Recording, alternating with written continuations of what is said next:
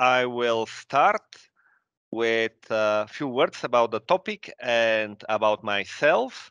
We will talk about Power BI embedded in several contexts. That's the reason to mention a Power BI embedded generation 2. And my name is Mihail-a. I'm from Sofia, Bulgaria, working on Azure from first public previews, and mostly I'm focused on solutions related to IoT, data analytics, and AI on Azure. I'm really happy that Sinergija team chose this session as part of the schedule because it is one of my favorite sessions.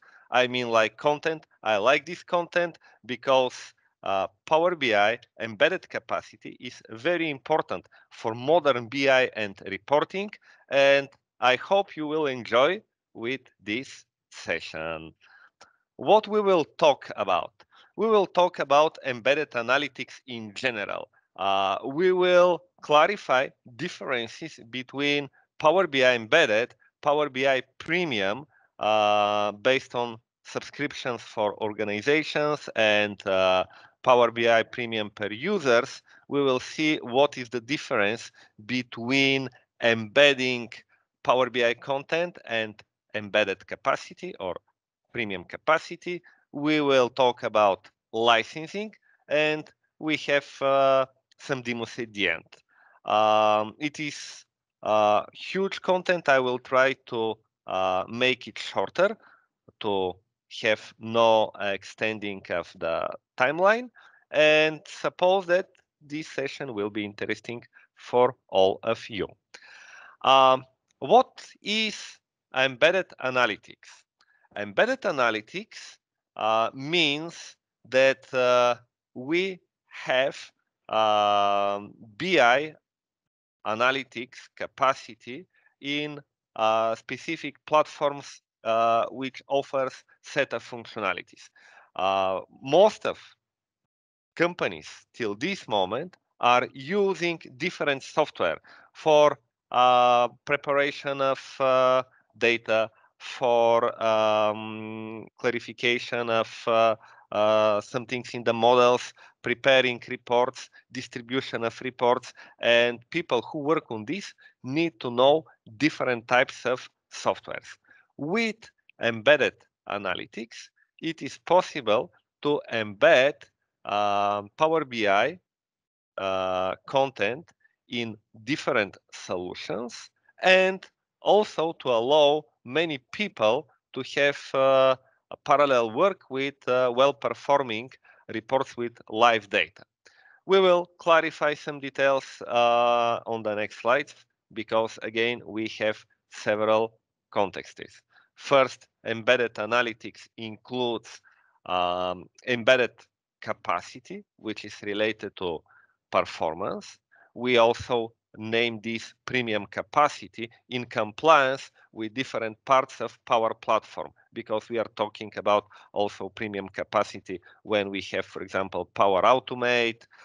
In the same way, we are talking about premium capacity in Power BI. But embedded analytics from the user experience perspective includes embedding of Power BI content in different solutions. So these two parts actually often are mixed, but they explain different aspects of embedded analytics. And as I mentioned, here is a very high business value because for now, only small number of users of systems, internal systems for organizations, have good BI expertise and can work independently with specialized solutions for BI and to have data integration between different solutions and specific BI platforms. When we are talking about Power BI embedded, again, there is more than one context. That is slightly confusing for many people. When we embed some Power BI content into your application. That means we need to embed this content in application, but it is not related to specific capacity. To embed your Power BI content into application, you need to have at least Power BI Pro license to be possible to access with this license Power BI API and to have permissions to work with this Power BI API for embedded BI content. Again, it is not embedded capacity, but embedded capacity is something which is more often mentioned like Power BI embedded. And here we are talking about additional capacity, analytics capacity, which is dedicated for you and your organization. It is possible to have this embedded capacity dedicated in several different ways. First is when we are using Power BI subscription for your organization. We will talk about TARs and subscription models a little bit later. But the second is when we are using Azure capacity for this. So we can create instances of Power BI embedded service, which is Azure service dedicated to provide analytics capacity for your published reports, and it is possible to use it for your custom applications. You can use this embedded capacity for custom applications. There are some additional details when you are using Azure capacity and Power BI embedded. It is needed just to pay as you go on hourly base. That means if you start specific Power BI embedded service instance, you need to pay at least for 1 hour because there is infrastructure behind the stage, and this infrastructure should be turned on, turned after that when you stop, turn off. So it is not possible everything to be created and after that cleaned just for few minutes. 1 hour is the minimum timeline for charging for this service. You have most of functionalities which you have also for Power BI Premium based on Power BI subscriptions for your organization. You can use direct queries, you can have all main functionalities which we have in Premium, excluding embedding of content of specific applications and sites. We will talk about this a little bit later. The big advantage here is also that Power BI embedded service can be deployed as part of your solution using Azure Resource Manager and ARM templates. It is absolutely pure Azure service, and you can include it into your deployment pipelines. It is easy to start and create custom applications with Power BI embedded. We have several main use cases to embed your content in custom web applications. Just embedding the content in web applications require Pro license, as I explained. Embedding into desktop applications, Office 365, and other business applications, plus publicly sharing with users even without paid licenses in powerbi.com is related to Power BI Premium subscription. So Power BI embedded as Azure resource can help you directly to embed your Power BI content in web applications, plus to have capacity to allow many users in a parallel way to make queries and to have good performance regarding to analytics capacity. All other types of embedding require premium subscription or specific development with custom applications you can put into web component, embedded Power BI content, and make custom development to embed this content into different applications. So these are the main use cases.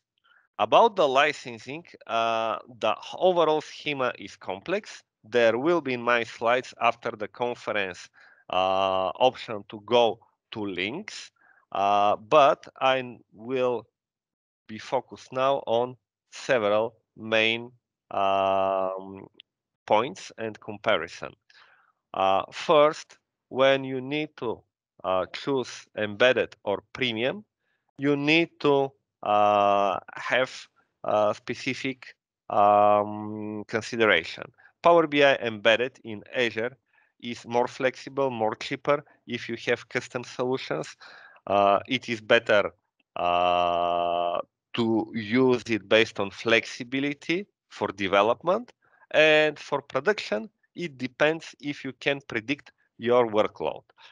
It is possible to access also local data using Power BI gateway. It is possible to use roles and role-based level security, everything from Power BI features around security.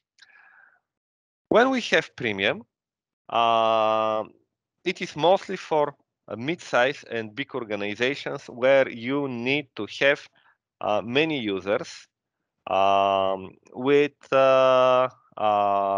functionalities related to usage and publishing of Power BI content into different business applications. Plus, if you have continuously work with Power BI content from users in your organization, you have commitment on monthly or yearly base. It is software as a service.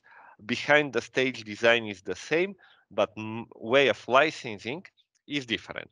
So you can see on this schema actually comparison. We have Power BI embedded where we have Azure capacity, and you can embed these Power BI reports into custom applications. Again, embedding of the content is just related to Pro license, but capacity to have this not just for prototype and development require to have some dedicated capacity in one of the possible ways. Azure capacity with Power BI embedded, or premium capacity with Power BI subscription. With Power BI subscription for organizations, you have two different types of tiers. Tiers named M schools or embedding schools, mostly for low and mid-size workloads. And so named P schools or premium schools used mostly for high workload.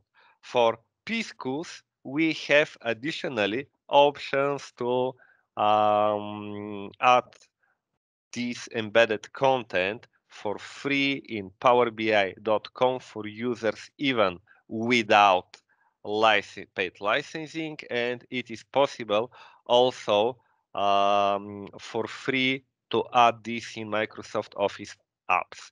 If we are using embedding schools, we have options to embed without development. This content in SharePoint, Microsoft Dynamics, Teams, which is also very useful for many organizations. About commitment and billing. For Azure capacity, we have hourly billing, and we have no commitment with subscription. We need just to have Azure subscription, and it could be pay as you go. For embedding schools, we have monthly billing and we have yearly subscription. For Kpis schools, we have monthly payment and we can have monthly or yearly commitment because these TARs are more expensive. It is possible to change TARs also on monthly basis. How we are using this premium capacity? We can assign it to workspaces, and usually in organizations it is done in this way. Power BI admins create workspaces with assigned embedded capacity. I will demonstrate this, and based on role-based access control, you can have permissions for all users or for part of users based on specific criteria to specific workspaces. You can have many workspaces with assigned premium capacity from one subscriptions. There is a comparison between different TARs for Power BI Premium and Power BI embedded with Azure capacity.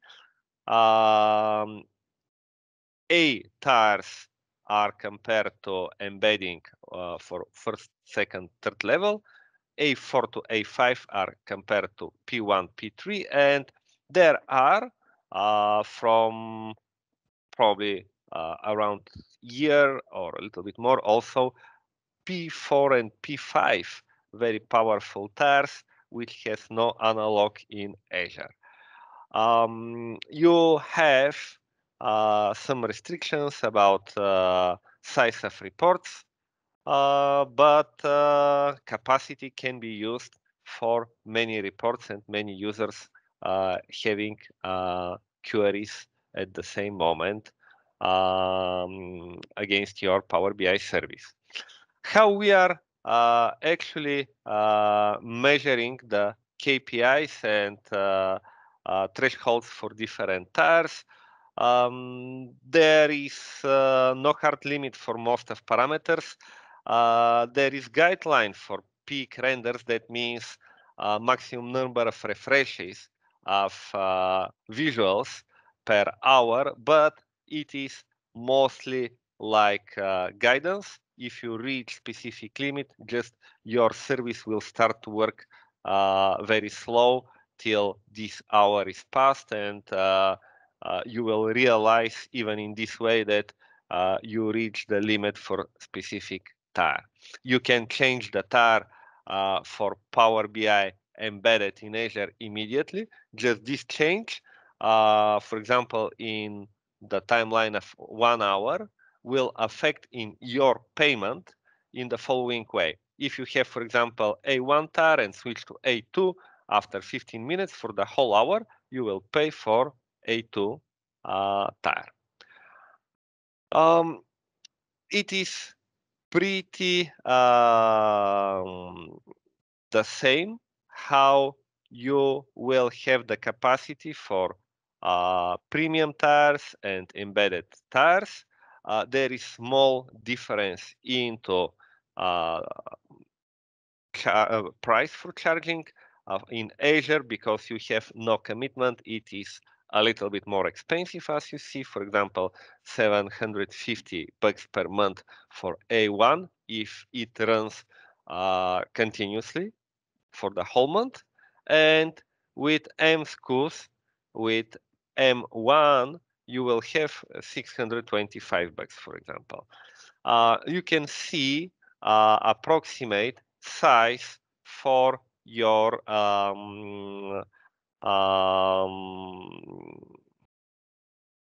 resources in different TARs.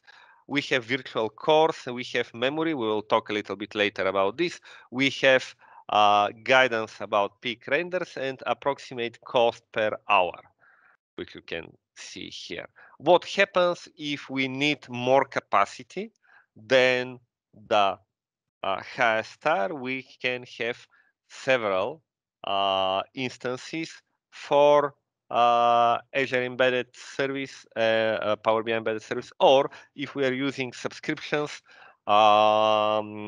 related to Power BI Premium, we have more than one subscription. Again, for Premium, we have up to P5 subscriptions, where we have 4 times higher capacity than you see here for A6. We will see this a little bit later. You can see the similar parameters for embedding tars, and now we'll go a little bit more into premium schools. I'm trying to be focused only on the most essential parts because we have limitation about timeline for this presentation. So usually people are afraid from premium capacity because first they see that it starts from P1, which is with 8 virtual cores, 25 gigabytes of RAM, and it costs several $1,000, I think nearly $5,000, yes, per month. But it is actually not mandatory to use P-tars. You can go in lower tars, and also for development, usually you have no need of P-tars. What is Power BI second generation? Second generation is related to improvements in Power BI Embedded. Power BI's Premium Gen 2 is actually for premium subscriptions in preview, but for Power BI Embedded, it is in general availability from several months. So we have the same improvements, but for Power BI Premium subscriptions, we are expecting these features to be in general availability probably pretty soon. We have auto scaling. We have options to optimize the consumption of resources. And for auto scaling, we have this additional price, at least based on what we have now. For Power BI Embedded second generation, we have already general availability, as explained, and for generation 2, you are able to change the capacity to change the tar without restarting of services. You can convert old services into Gen 2, but you cannot convert new services into Gen 1. Nowadays, already you can create only Gen 2 Power BI embedded services. It is possible still to run Gen 1 services created in the past. How it works, I will show on few schemas a little bit later. There is one interesting feature available in the last year, Power BI Premium per user. Why we need this? We need this because premium capacity is needed for paginated reports and using of AI resources, like, for example, AI Builder. And in this case, it will be sometimes quite expensive to use Power BI Premium subscription per organization, and it is possible to use Power BI Premium per user. It is based on user-based commitment per month, and it is 2 times more expensive than Pro. That means it is $20 per month. Per user and per capacity, functionalities have some differences. For example, the size of the model is different. You have different number of data syncing when you have models which need to be synced with the original data source and some other small differences. But for the main reason to use Power BI Premium per user is related to paginated reports and AI capabilities. How we have improvements related to queries and query evaluation in Gen 2.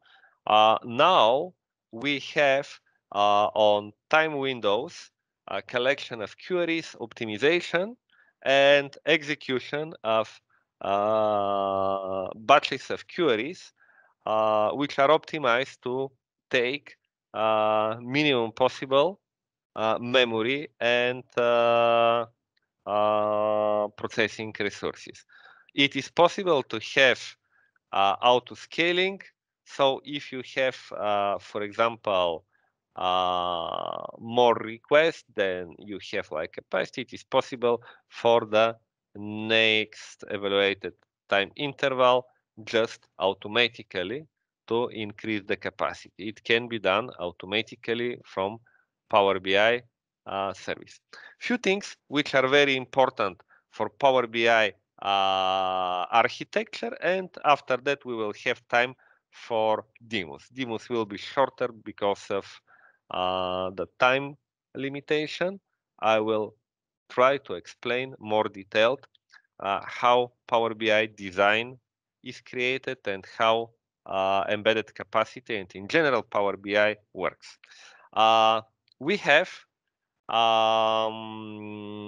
everything based on Azure components, and we have authorization and authentication based on app tokens, standard approach, which is also used in ASP.NET applications, for example, but we will be more focused on deployment model and flows.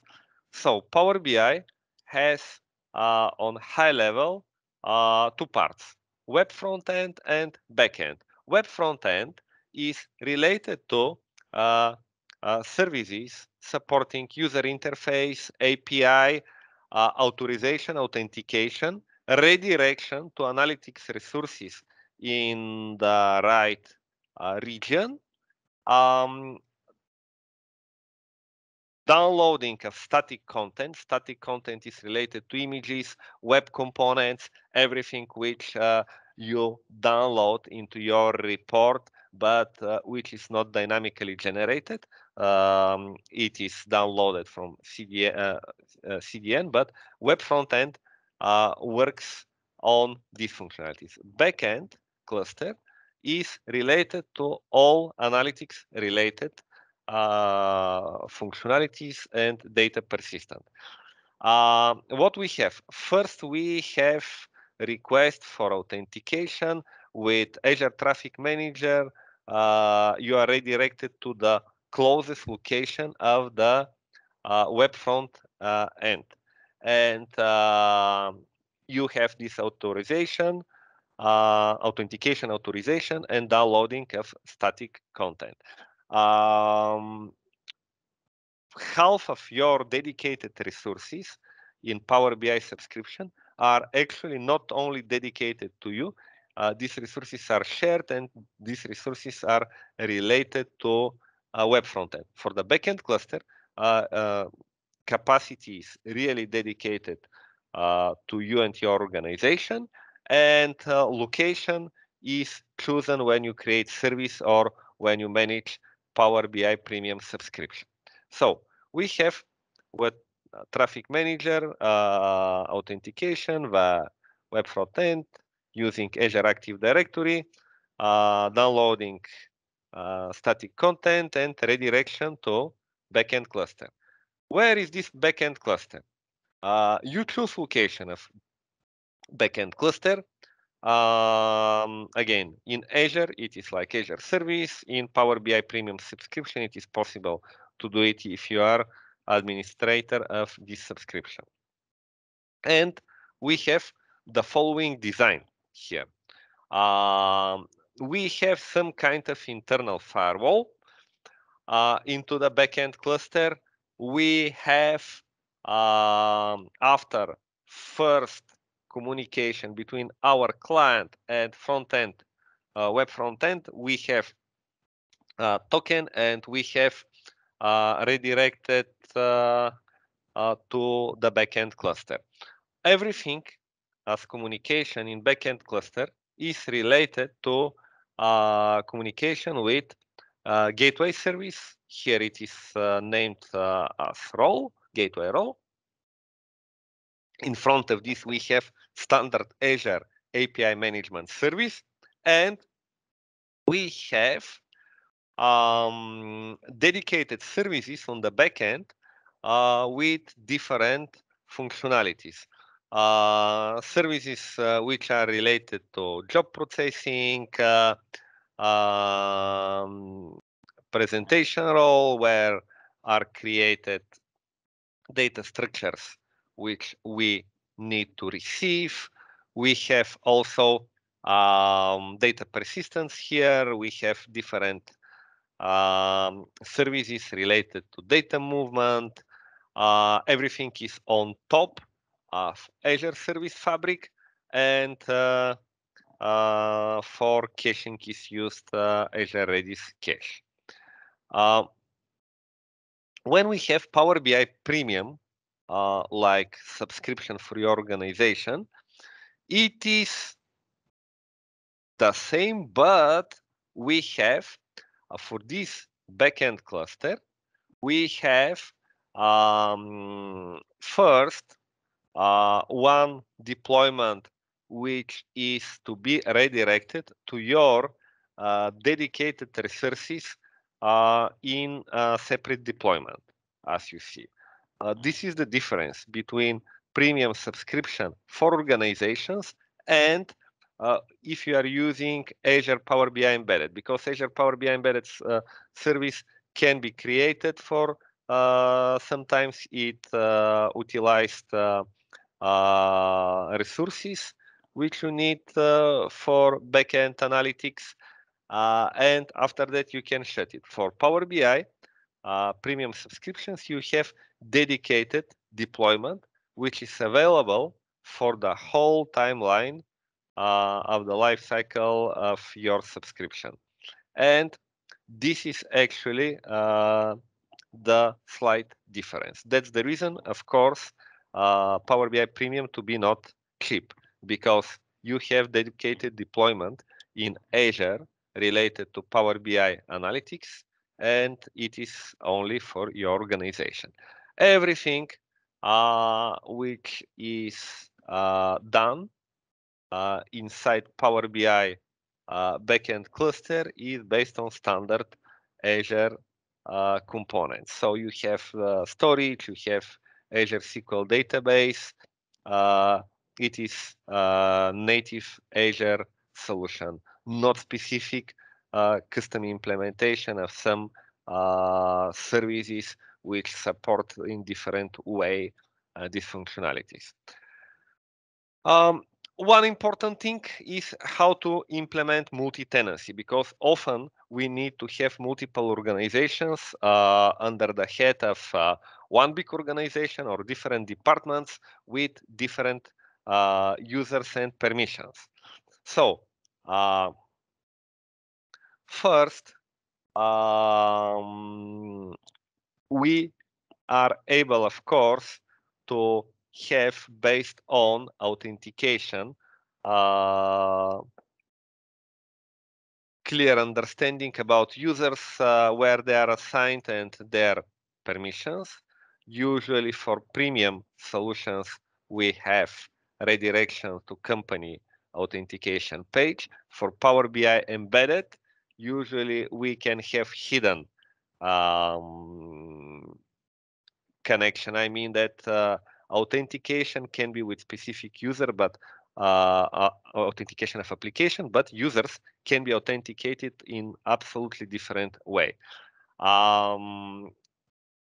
Authentication sequence is pretty the same if we are using premium subscription with your organization. Just you need actually to be authenticated with your account if we are considering to use multi-tenancy based on Azure Identity Management, that means Azure Active Directory. Here I have these P4 and P5 TARs, which I mentioned, and let's go into multi-tenancy. Multi-tenancy in one possible direction can be solved with different workspaces, with different permissions inside organization with one common subscription, but you can also do it with a role-based access, role-level security, and in this case, your users can share the same dashboards, the same reports, and based on given permissions, they can see everything or part of information in these reports. How we can make development? It is possible to start pretty simple with sites where we have option to create a prototype. You will have available all links later. Now I will just show you several things. I will change the mode of presentation. We will go into Power BI portal for creation of template applications.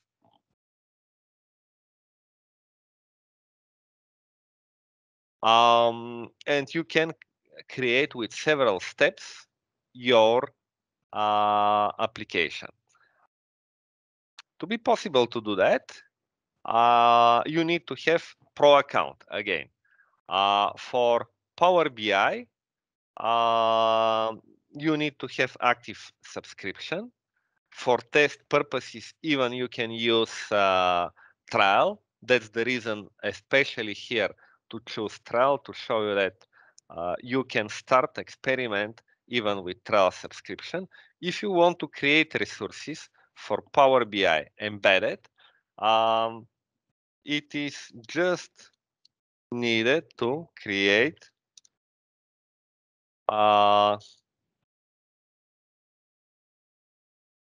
instance of specific service. Pretty straightforward. Even I will not need to do everything. You need to choose subscription, resource group, resource name. For example, a location. Yes, it is not possible to do it in this way. Need to have small letters and numbers. You need to have also chosen size and to choose capacity administrator. Capacity administrator is the role used to assign capacity to specific workspaces in Power BI, to change after that if it is needed TARs, and yes, to manage your Power BI embedded service. You need to have at least one Power BI capacity administrator assigned. I will go back because we have probably 7-8 minutes and will demonstrate already created services. I have created one in the same way like I show you, and I will start it. Starting usually takes between few seconds and 2-3 minutes when your infrastructure is up and you can manage these resources from outside. What we need to know in our workspaces, we can assign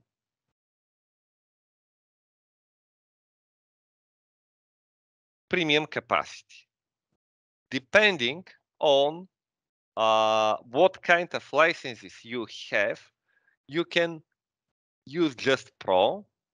It is without premium capacity. Again, you can embed content for some test in some web page, for example, but it is not possible to have it with good performance for production. Premium per user, where if you have assigned premium per user subscription, you definitely can use it with your account. Premium per capacity, it is premium for your organization. It is not available here because I have no such kind of subscription assigned to resources where my account has permissions. Embedded, where you can choose between available services where your user capacity administrator has also permissions. Other my services are not turned on, even I'm keeping one in Gen 1 to demonstrate that it is still working.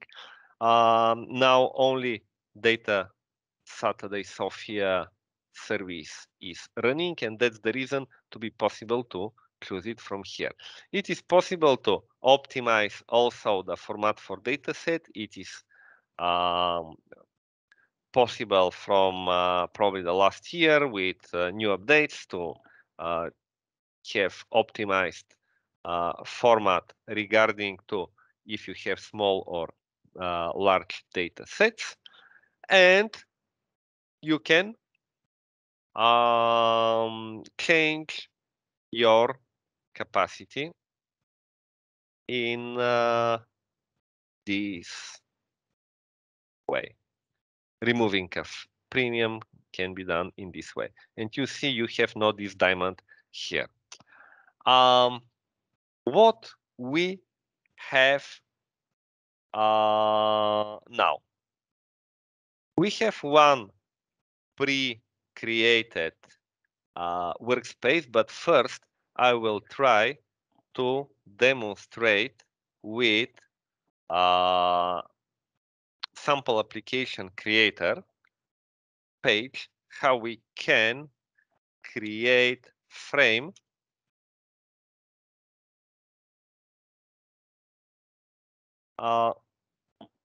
okay, let's see. I open it here. It could be because of the browser. Let's see. We have few minutes. Yes, until end. thank you. I'm almost done, by the way. Yep. Here you can choose specific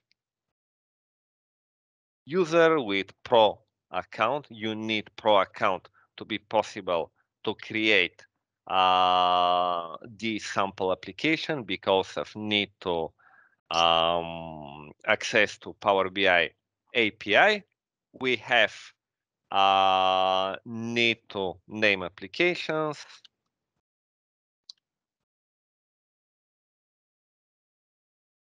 For example, API access, depending on what you need, you can restrict the access. Now, just for demonstration purposes, I will add all needed for full functionalities permissions. You can register your application. Registration is based on registration of app in Azure Active Directory. So you can have authentication using service principals. You need to create workspace, for example, sample workspace 1. If you have workspace, you will be notified. You can upload specific project, for example. If not, you can have just very simple sample report, and you need to have grant permissions at the end regarding to specific users with given permissions to manage this Power BI service. And you can, after that, download sample application. I already created sample application. You need just to add into web config your credentials, and you can run your applications. I already have this application prepared because of optimization of the timeline for this presentation, and you have fully functional content inside one page. You can make these reports embedded into SPNet applications using this sample app, but there is a repository with sample applications using different technologies, Angular, pure JavaScript, and it is possible to use different technologies, especially web technologies, based on these samples to start embedding your content. This content is sandboxed and via client JavaScript SDK for Power BI, it can communicate with different parts of your application. So it is possible to add additional components and using JavaScript SDK to control your embedded Power BI content. This is the most important, which I try to share to be possible to start. On probably the last moment is to assign to this already created workspace from myself in advance. It is this one, workspace settings. Here we can add, for example, embedded content to choose this service to say save, and your workspace will be with assigned content. If you need, Mihail, we are on the end, and we have one question in the chat box. If you can see it and please answer, and we need to finish it. Thank you very much. It is the most important which I needed to share with you. So we can go back into the questions. Thank you very much for this notification. So the question is how to provide insight to the records of reports with relevant admin information. So you want to have actually these roles into Power BI. I will try to answer, and we'll see if my understanding about the question is correct. You want to have actually role-based access control and row-level access for Power BI reports. It is possible to do that without considering if this is embedded capacity and if this is embedded content or not. So if you have some kind of role-based access and also you have different assigned roles, when you design your Power BI report, you will be able to do that. It is up to report design. How we will use it in our organization, it is different case. In our organization, if we are using authentication of the users with their company accounts, it is pretty simple because you will assign roles to company accounts. If we are having absolutely different authentication with custom setup, it could be, for example, basic authentication for application, and your application internally is authenticated with specific user, then this will not work. You will need, in this case, to have custom logic.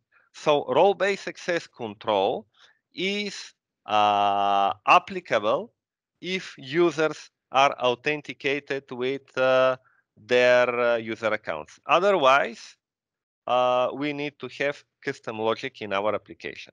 I'm not sure if this was the question, and if not, please correct me. We can discuss additional details even after the presentation. Thank you very much, Mihail. It's a very interesting and technical presentation, and I'm hoping that we'll see you next year also here in Belgrade, in live. Thank you very much for invitation. It was a pleasure for me, and for all attendees, if you have any questions related to this content, feel free to contact me anytime. I will be glad to discuss details. Thank you very much, Mihail. Thank you. Bye-bye. Bye.